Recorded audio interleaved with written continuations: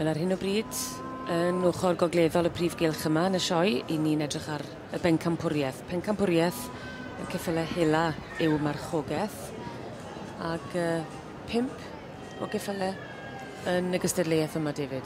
Enillydd bob dosbarth, a mae yna cwpl fan hyn yn does, Rob, hefyd, sydd wedi'n ail. Mae rheini'n deilwng iddo fewn i'r pencampwriaeth. O, sgellwn, does dim rhaid ti ond os wyt ti'n dewis. A mae fe wedi digwydd wrth gwrs bod ceffil oedd yn ail yn curo am yr is-bencampwriaeth, rhywbeth sydd wedi ennill das arall. So, diddorol gweld Captain Farley a Mrs Farley fan hyn. Maen nhw wedi rhoi digon o amser am y bencampwriaeth, a wy'n gwybod bod Captain Farley yn credu bod y bencampwriaeth yn glas hollol wahanol. A bydd e'n moyn gweld ceffil yn trafeili yn ei. Yn gwmwys beth nath yn y clas, dim just o mewn i bigo Rosetlan yw hwn, mae rai bod e'n gweithio amdano fe. A gaethon ni tipyn bach o amser yn y clas hyn i'r cyffylau dangos bob cam. Felly mae'n cymryd i amser am reswm hefyd te. Odi. Wrth gwrs, bob un yn cael bygniadu eto, ydych chi'n gweld Dan Farley a Captain Farley yn mynd o amgylch y cyffylau. A cipolwg bach arall yn yno. Dwi'n credu mae'r ceffil bach hyn, Banjo, yn sydd yr cyffylau hela llai o seis de, yn y fe, ceffil bach o'n nhw'n gweud, wedi dala llygiad yn Farley sawl gwaith, ond yn cadw golwg arno fi yn sel Banjo canlanu, a fe nath efo'n dda arni fyd, so falle, i fi, rhwle. Tiblaen i ni nawr, Paxford Venture. Sy'n newydd erbyn Rhuban Goch. Ie, wir. Chydig o funudau nôl. Ie, Malcolm Rosser. Yn gobeithio. Malcolm Rosser yn enw dyn ni'n gweld fan hyn yn cystadlu blwyddyn ar ôl blwyddyn. Odi, na fe wir. A jyst i atgofio, mae enillydd y clas cyffylau llai o seis, cyffylau bach Banjo, Gemma Rhys, enillydd yr cyffylau 4 blwydd, Hokey Cokey, ceffyl ysgafn, Red Letter Day, pwysau canolog, Merlin Court a'r ceffyl hela Trwm, Paxford Venture. Dyna'r enillydd y 5 dosbarth sydd wedi bod yn yr adran. Ac wrth gwrs ni'n gweld ar rhyfan glas ar ledi hyn mae'r bobl sydd wedi bod yn ail yn gallu dod mlaen a gobeithio. Red Letter Day fyna, enillydd yr ceffyl hela ysgafn, a Zara Owen. Bore llwyddiannus iawn. A bore emosiynol iawn hefyd ysgofiau.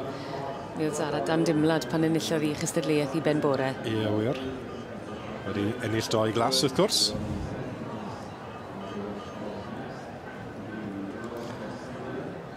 So mae tipyn bach o feddwl yn mynd mlaen fan hyn. Mae'r safon yn uchel iawn, mae'r rhaid gweud. Dio ddim y dosbarth hawdd i fyny. Dyw e ddim ar roedd, na wir. Mae'n bown o fod yn dipyn o dasg i gymharu cyffylau sydd mor wych yn eu categori ei hunain yn erbyn ei gilydd. Wi ddim wedi gweld mod yn y farni, a David ni wedi bod yn neud yn y gwbl o flynyddoedd nawr. Wi ddim wedi gweld cyffylau hela a siwrd batrwm clir mewn bob clas. So mae fe'n neud e'n waith caled, mae rhaid gweud, ond pleser yw i dderniadu siwr o fod.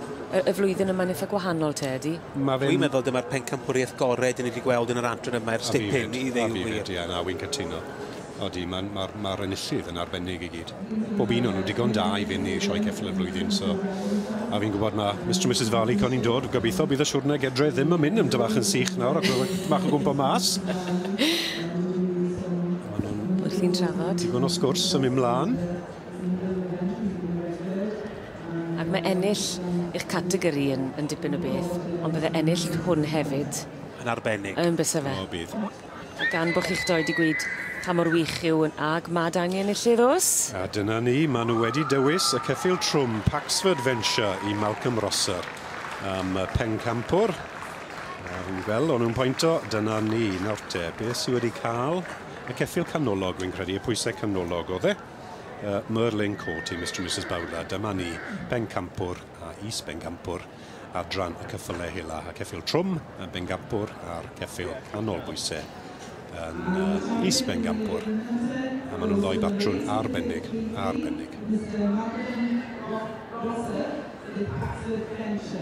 A dyma ni te, enillydd pencampwriaeth ceffylau hela yw marchogaeth.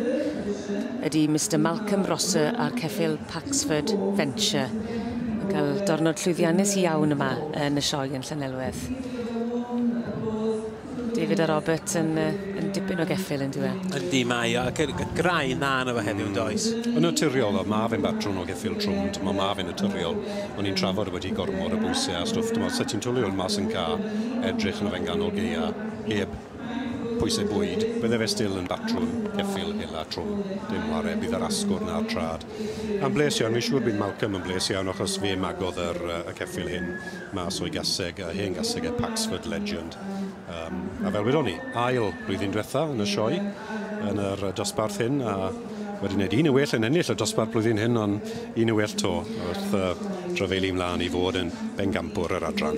A gyda'r categori yma, y bencampwriaeth yma, gorau chi'n cofio yn yr adran yma hefyd, bod Mr Malcolm wedi curo yn y gystadleuaeth yma. Siwr o fod yn neud yr ennill yn fwy melys. Odi. A bydd y cystadleuwyr yn gwybod bod e'n adran cryf. Dyle Malcolm fod yn bles iawn i fod yn sefyll lle ma fe heddi. Da iawn wir.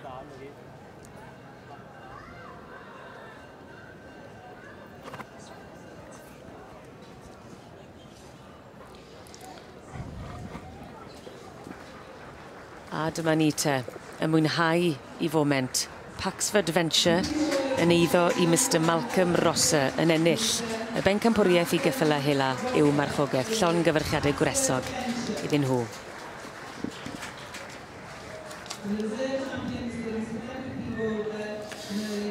Odi, wedyn ni bydd Captain Farley a Mrs Farley yn trafeili gydre yn... Law yn llaw. Yn ffrindiau, yn llaw, ie. Ond mwy na ni, fi'n credu bydden nhw'n bles iawn. Does ti byd yn wath, ti'n modd amser wyt ti'n barnu a rhoi rhywbeth yn bencampwr, wyt ti ddim really yn hoff iawn o. Wyt ti dim ond yn gallu barnu beth sydd ti flaen i ti, a wedyn ni bydd y ddoi nhw'n mynd gedre yn gweud, oedd hwnna'n geffil smart. Dwlen i fi nawr na gedre. Gwaith tîm arbennig o ddau rhwng y gŵr a'r wraig. Y wraig yn beirniadu'r marchogaeth, y gŵr yn edrych ar y cydymffurfiaeth. A dyn ni, Carlami, yn codi bloedd o'r eisteddle fan hyn. A ni wedi gwir, na gyd gofio un yn feddwl i nawr yw Captain Farley a Mrs Farley yn cerdded llaw mewn llaw.